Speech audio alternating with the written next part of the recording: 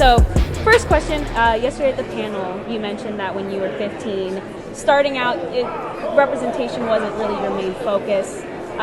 When would you say that changed? When you realized I am representing a group of people that deserve to be represented? I think when I got to do the debut, the first Filipino-American film ever produced in Hollywood, and I got the honor of starring in it, is really I was starting to understand like our stories need to be out there in the world, and it's going to be on us to tell the stories. And then also really strongly, ironically, after Mako, the original actor who played Uncle Iroh, who was like an Uncle Iroh to me through my whole life, and I've worked with him several times as my uncle and my father, and he's such a legendary, prolific Asian American actor. He even started a theater, East West Players, that I also grew up in, doing plays, writing plays. And when he passed away, I realized he was still Uncle Iroh from the grave. Like, there comes a time when you grow up and it's not just about you and your career anymore. It's about paying it forward, and it's about making it better for the next generation. That's when I started producing Asian American films and really trying to create just vehicles for the next generation of kids out there to give them something that I didn't have growing up. Right, definitely. And you mentioned the debut. That was a movie that, you said the first Filipino-American movie to hit theaters worldwide. And prior to that, it would get rejected by studios. Being a filmmaker now, what's the biggest difference that you can see in terms of pitching a Filipino-American or an Asian-American movie? What's the biggest difference and that impact? What impact has that had on you?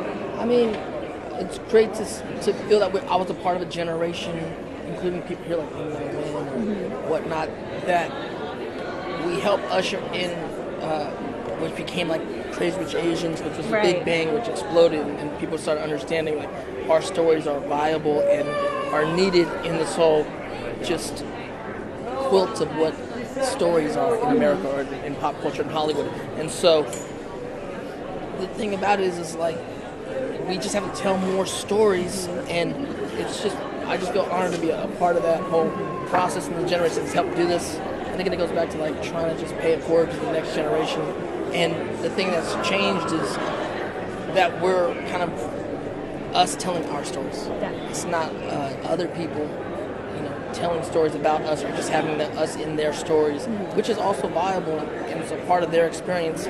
But the conversation of art is also us sharing our stories and maybe having some white characters, black characters in our stories that you may like or dislike the way you're depicted, but it's part of the conversation through art. Definitely. For too long, the conversation of art has been held by a very small group of people, which is essentially straight white males in Hollywood. And it doesn't discount their perception of the world. It's just that's not the only perception of the world that we need. Absolutely. And so as we move forward, it's very exciting, especially for the Filipino community, because this year we had my film, The Fabulous Filipino Brothers, come out, and we had Joe Coy's film, Easter Sunday, come out. And so it's about more stories, more of us adding to storytelling in Hollywood pop culture. Absolutely. And just last question, kind of what you said with non-Filipinos, trying to incorporate Filipino stories or Asian American stories in. Have you seen Spider-Man: No Way Home? Oh yeah, of course. So probably the most pinnacle scene takes place in a Filipino home. Amazing. And director John Watts looked to Jacob Batalon, who plays Ned, for help and guidance. What does that mean to you, seeing people who are not Filipino want to bring in that representation? That's the way it should be.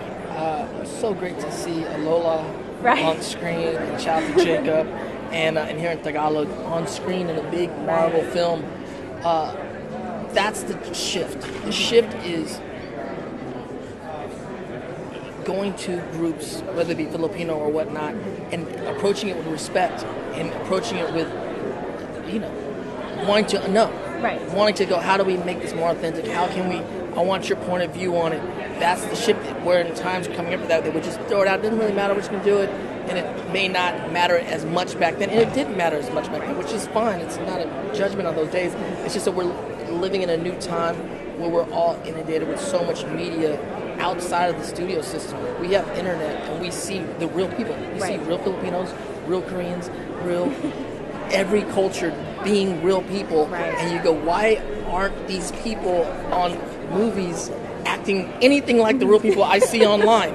And so now it's just you feel the shift changing, and I'm very excited to see where we go in storytelling, and so I'm just happy to be part of it. Wonderful. Well, thank you so much again for your time. I really appreciate it. I see so much of my family in you, Hey. so I really appreciate this so much. Tell your mom I said hi. I will.